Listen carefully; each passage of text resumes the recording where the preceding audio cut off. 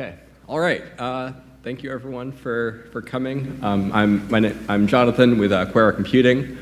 I guess as this is one of the later presentations, I think everyone's a little tired and sleepy, so I'll start off with a joke. I mean, not a joke, because this is me. So I guess as quantum programmers, we want to solve actual problems. But the thing is, with most actual problems, a lot of people, smart people, have thought about these problems for a long time, especially if they're relevant. So here, the challenge then is here as a quantum computing's algorithm developer who wants to use our near-term devices. How can we solve, near-term quantum optimization problems? And of course, they're very hard. So with that, oops. With that, I will introduce the challenge and generally what I want to talk about today, which is some of the recent results that we're thinking about here at QuEra Computing. And the challenge is one of combinatorial optimization. This is given some objective function over bit strings, find some bit string which maximizes that objective function. And this can imagine relatively simple, or you can just look at the structure, except that the domain ends up being exponentially large. Evocatively, here 2 to the 50 is about 1 quadrillion. And these problems are hard to find solutions to. Usually a classical algorithm can only try guess and check. These problems are ubiquitous. For example, Boolean satisfiability is one such example, where you try and find some bit string Z that satisfies many clauses, but also more prototypical problems, such as everyone's favorite traveling salesman, where you need to find paths which optimize and minimize your travel time, or maybe more abstract things such as max cut, which is a graph problem where you try and find a partition or coloring on vertices to cut a maximum number of edges. However, here at QuEra, we have a favorite problem called maximum independent set, which is what I'll focus a little bit on today, which is if you have some graph, you want to find the largest set of vertices such that on the graph, no 2 vertices are adjacent. Great. So also in spirit of QuEra Computing, if we did not show a Hamiltonian on the 3rd slide, this is an indicator of what we do. How our computers work is a little bit different in the sense that we start from the physical Hamiltonian itself. So we have neutral atoms trapped in laser beams, and we have some 2-level system for which we can drive these atoms into 2 distinct states. And we do this in an analog mode. So one can imagine I can write some gate where instead of 1 or 2 qubit gates, I instead have some very large gate where it's just a Hamiltonian evolution as a function of time. And this means we have extra spread of entanglement and correlation across the system, which is useful for our quantum resource. Then we have 2 terms. One is single body dynamics, which gives us our dynamics between a 0 and 1, or we call it our ground and Rydberg state.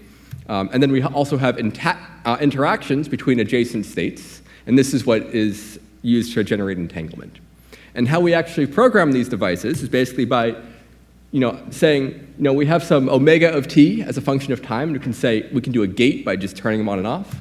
We can do maybe annealing by slowly turning things on and off. Or we could also potentially do arbitrary waveforms as a function of time. And this opens up a grand range of interesting things to do. And then finally, we can also generate very large arrays of atoms. So this is 16 by 16 array. We can also do them in arbitrary configurations. So here's a lattice, a map of the Earth, and hello world.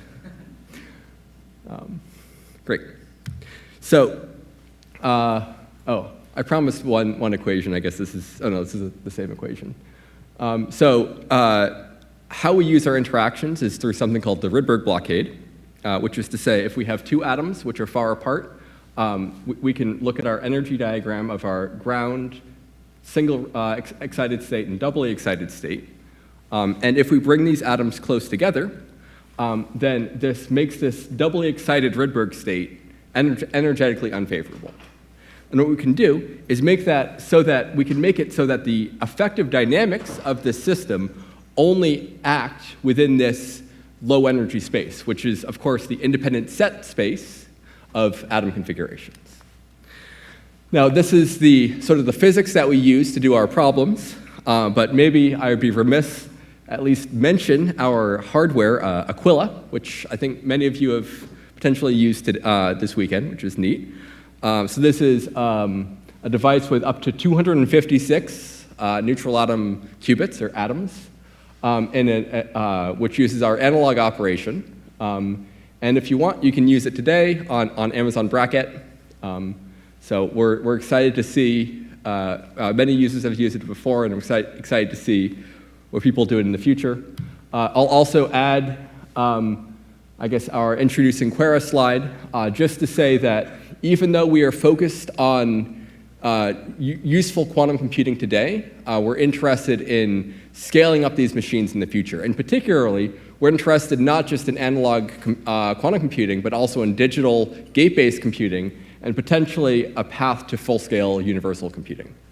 And we do this through a full stack of algorithms, software, and hardware. But back to the Rydberg blockade. So if you imagine we have some graph, right? Now this is our optimization problem. We want to have some graph, and we want to find the maximum independent set of this.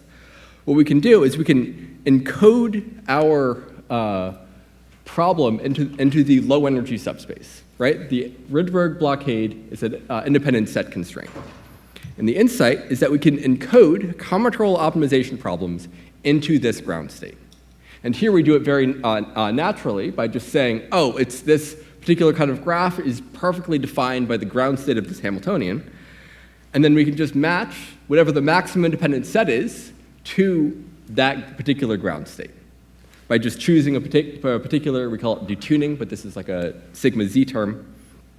And then we can just do a simple algorithm, which is just state preparation, which is just we slowly tune our parameters from one value to the other until we go from one ground state to another, and we get our independent set.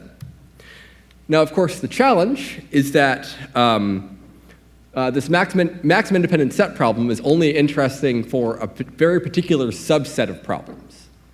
The question is, and the challenge is, can we take those interesting subset of problems and solve a broader class of problems? For example, this traveling salesman problem. So the key idea is then to encode the solution of these optimization problems into the maximum independent set of the graph, or equivalently encode this solution into the ground state of your problem. So for example, if we had this traveling salesman problem, we can imagine we take this, we do some encoding into a maximum independent set problem, and this is, I guess, the encoding that we have. And we can imagine we can just put that on QuEra's device, prepare the ground state, measure a single bit string, post-process that bit string, and then map that bit string back into a solution. And in this way, we can take general problems and, using neutral atom hardware, solve these general problems. Now, our solution to this encodings is, I guess, this paper, which recently came out. So if we have this graph, we can imagine sort of weaving together this graph into a non-local way so that it fits on our plotter of our 2D space of atoms. And we can take basically this weaving, and we can map our interactions onto, the ith and the jth qubit overlapping with each other. We can use this to encode particular optimization problems. So by choosing a particular location and detuning of each atom, we can encode the solution to these problems. Now, what's cool about this is this lets us solve these problems. But the problem is that today's hardware is limited in size, right? So we, on Aquila, we have a 75 micron window in which we can put atoms, and these atoms must be at least 4 microns apart.